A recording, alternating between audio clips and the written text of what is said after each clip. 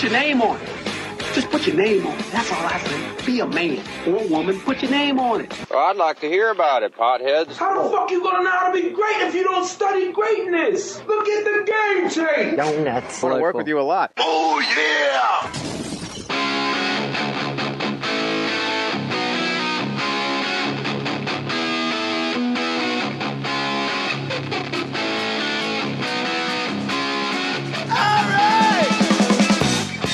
All right. Welcome. It's Mohr Stories. I'm your host, Jay Mohr. With me, back, black by popular demand. Ryan Sickler. Yeah. My sweet baby boo. How are you, Ry? I'm wonderful. Excited to be here. Black by popular demand. I'm excited you're here. Welcome to Fake Mustache Incorporated. Dominating, perpetrating, breaking your mind open with these crazy beats. Let me tell you something, Ryan. I sent you a text.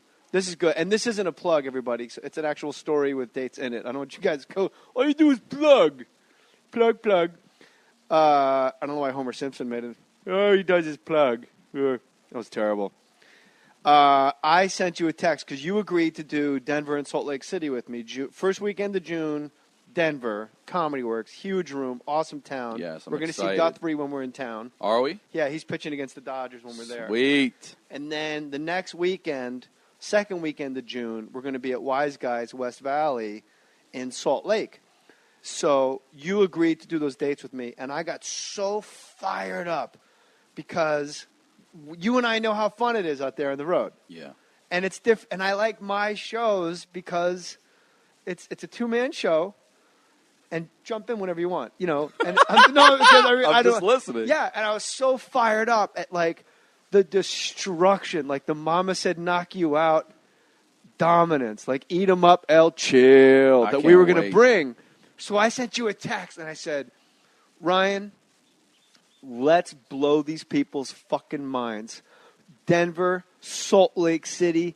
These people want to be entertained. Ontario next week. We're going to kick these people in their asses.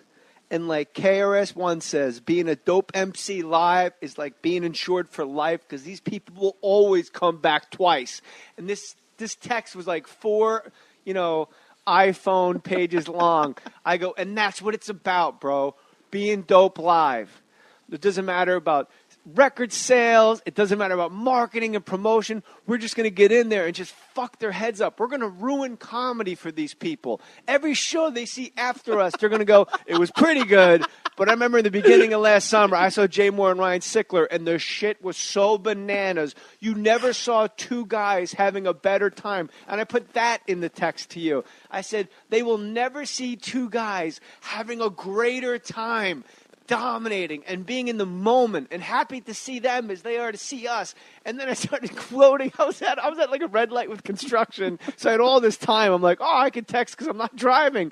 I go like KRS-One said, my posse is thick. In real life, you and me, and I changed I to you and me. In real life, you and me roll correctly. A lot of suckers would like to forget us, but they can't. Because like champs, we've got a record, me and you, Ryan, of knocking out the frauds in a second. And I was all fired up. And I go, let's do 10 shows, the greatest 10 shows that anyone has ever heard. Ever. You're my motherfucking partner. We're doing it now. Well, guess what? I didn't send it to you. I sent it to Corey, my production partner. And to her credit, like Corey produced Master Debaters. She was on Mohr Sports. She's not, producing this. We're pitching shows. So this is just like a producer driving around town. She just looks at her iPhone with 2 kids in the back of her Prius. And in her defense, she writes back, I'm in. Yeah. All exclamation points. Like, she writes, let's do it. And I'm like, wow, she must think like we're going out to pitch 10 shows. Right. And we're going, like, why are we? I guess it's Real Housewives of Salt Lake. Like, what is he pitching? To Bravo? But to Corey's credit, she just went, I'm in. I love it. I wish I would have got that text. It would have been nice to see that. But it was a sexy text, hilarious, bro. Hilarious. It was amazing. In real life, we roll correctly. A lot of suckers would like to forget me, but they can't. Because like a champ, I've got a record. Old school hip-hop really is, I think you and I look at it the same way. Yeah, I'm wearing I got a Run DMC shirt on today, Kings man. From Queens, from yeah, Queens come Kings. I love it. I Run DMC, Eric B. and Rakim, KRS-One, EPMD. I think they all still hold up today. All of those guys still hold up. Outkast too. Outkast really changed it on everybody. When they did. came out with Aquemini, you were like, "What? That's fuck." I still don't know if I've heard anything like that. Is Andre 3000 saying, and how did he fit it in? Yeah. Got stopped in the mall the other day. Heard a call from the other way. Hey man, you remember me from school? No, not really. But he kept staring, facial expression looking silly. He said, "I know you got paid for one of them songs that you done made." And then he said some shit like, "I told him I live beat to beat like you live check to check. So unless you move your feet, I guess we like neck and neck." I was like, that's the hardest shit I've ever heard. I don't know how the fuck you remember all that. Because I have a problem. Yeah, you do. You're like an idiot savant. But don't you look at comedy like old school hip hop? Like, do you listen to it on the way to the shows? Yeah, I still a few times a year will shut off all the lights, put on some headphones, and just listen to old Richard Pryor and just laugh my ass off. He was a great MC. What crew was he in? Because I asked you. Oh, I thought you were asking me if I listen to comedy on the way to the shows. No, and old stuff. school hip hop. Oh yeah, all the time. It's all about I'm better than you, and I'm going to take this mic at this house party and dominate. Yep, I love it.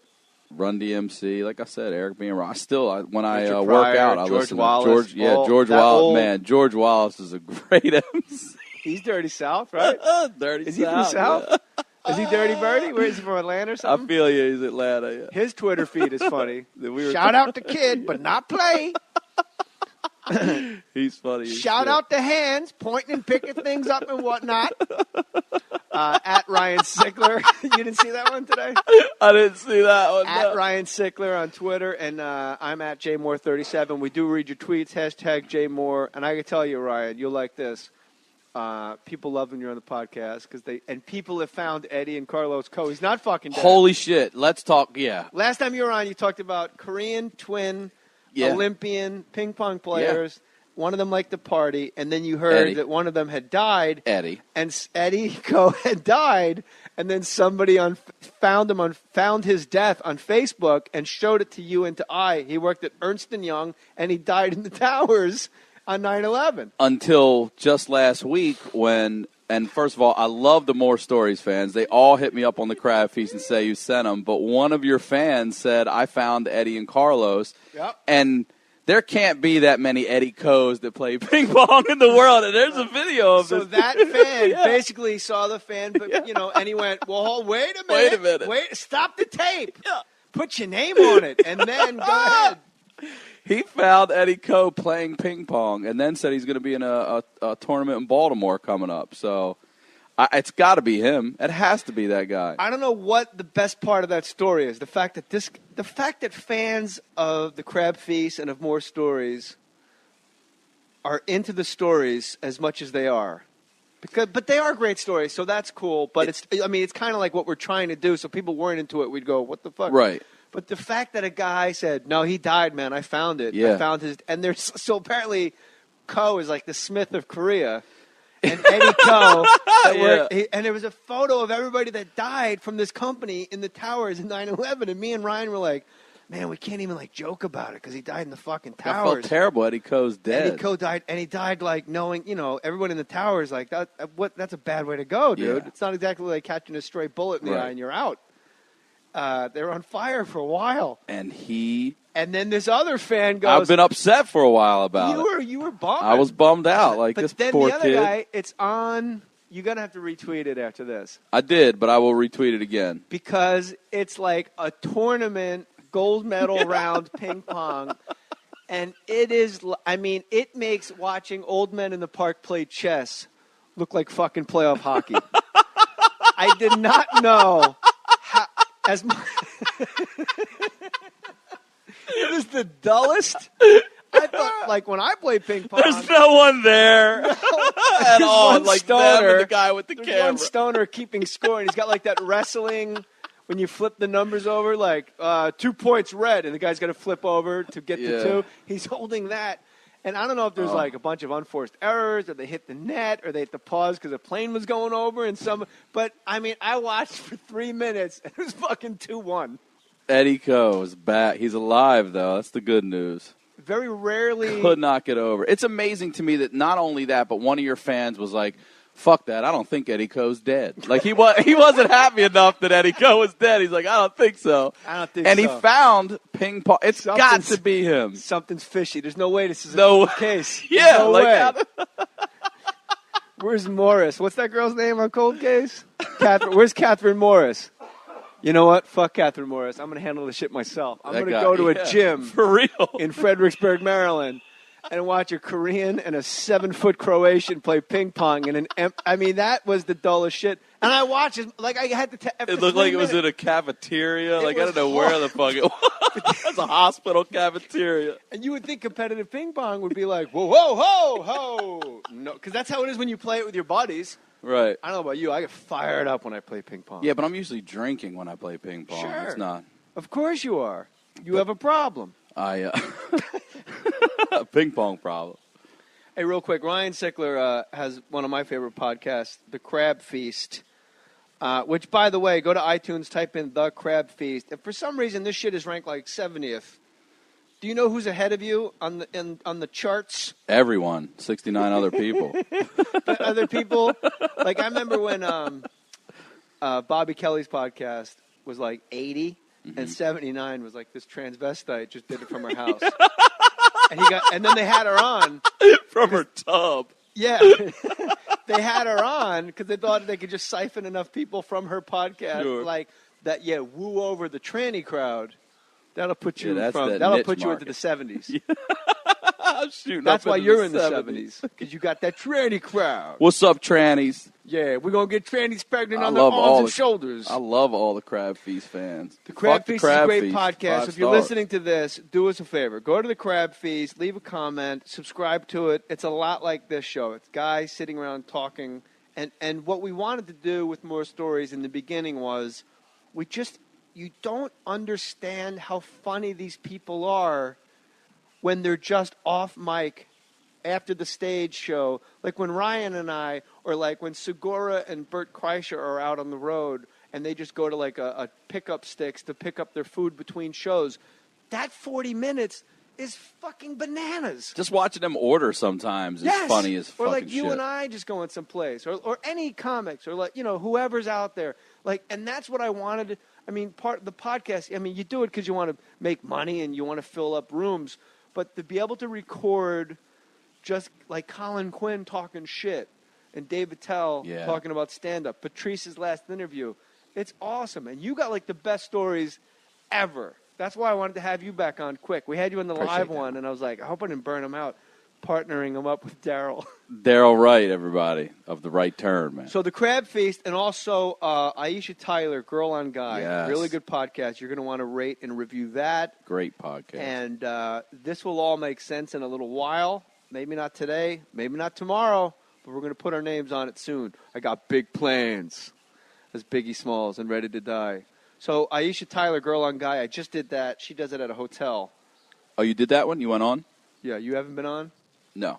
You should go We've on been her talking, podcast. though. She's going to come on the Crab Feast. She's really cool. I love her. Yeah, I did a show with her. She's fantastic. What show did you do with her? The Super Serious show here. Have you done that? Sounds serious.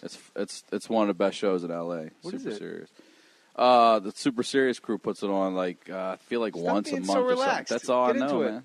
I'm telling you, it's I'll set you up with it. You got to go do it. Aisha, the night I did it, the lineup was Brendan Walsh, Aisha Tyler, Thomas Lennon, me, and then they throw up a couple little shorts in between comedians. What room? Well, They rent it out. They moved it. They rent a space, and they pack the thing. There's food trucks for all you can, free beer. do they pack it as much as they pack the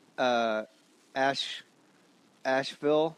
Laugh your Asheville off in Is North it Carolina. Asheville, North Carolina? Yep, Asheville, North Carolina. That's Charlie a big Grenzer. thing going on down there Big in festival. Asheville, in the middle of the hillbilly woods where they cook meth and play banjos and have actual fucking pieces of grass in their mouth, sitting on the front porch. Somehow, a friend of ours, Charlie, has put together a comedy festival. Yes. And like people are, it's laughyourashevilleoff.com, I think is the actual whole thing. But I'm a little surprised that our buddy, who in all intents and purposes is just if there was a bouncer for pot dispensaries, he'd be the guy. Definitely be the guy. He is a big, He's big. stoned, lumbering ape. He's a big boy. As Otto and George once said, Oh, great white gorilla, please don't steal our bottled water. I want to see what type of comics get down there. You got to get East Coast comics Jim in that Gaffigan's festival. there. Yeah, Gaffigan's going to be there. Jim Gaffigan's going to be at the Asheville Comedy Festival. I think so. You have You to know clear what I that like with about Charlie. it? It's not a contest. Like all those Yes. stupid festivals are like, then we're going to give out awards. Like, how the fuck are you going to get? It's a bunch of comics in Right. 14 different venues. Like you got Bill Burr at Carnegie Hall. Put your name on it. Just put your name on it. That's all I say. Be a man or woman. Put your name on it. Well, I'd like to hear about it, potheads. How the fuck you gonna know how to be great if you don't study greatness? Look at the game tape. Donuts. I want to work with you a lot. Oh, yeah!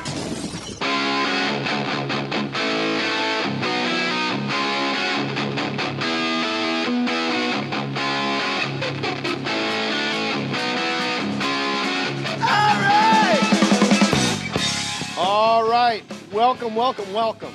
It's Mohr Stories. I'm your host, Jay Mohr. With me back, black by popular demand. Ryan Sickler. Yeah. My sweet baby boo. How are you, Rai? I'm wonderful. Excited to be here. Black. He does his plug. Ugh, that was terrible. I sent you a text because you agreed to do Denver and Salt Lake City with me. First weekend of June, Denver, Comedy Works, huge room, awesome town. Yes, I'm We're going to see excited. Guthrie when we're in town. Are we? Yeah, he's pitching against the Dodgers when we're there. Sweet. And then the next weekend, second weekend of June, we're going to be at Wise Guys West Valley in Salt Lake. By popular demand. I'm excited you're here. Welcome to Fake Mustache Incorporated. Dominating, perpetrating, breaking your mind open with these crazy beats. Let me tell you something, Ryan.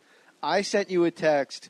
This is good. And this isn't a plug, everybody. It's an actual story with dates in it. I don't want you guys to go, all you do is plug. Plug.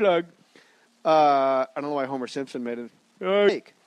So you agreed to do those dates with me, and I got so fired up because you and I know how fun it is out there on the road. Yeah. And it's different. And I like my shows because it's a two-man show. And jump in whenever you want, you know. And no, because I'm just listening. Yeah, and I was so fired up at like the destruction, like the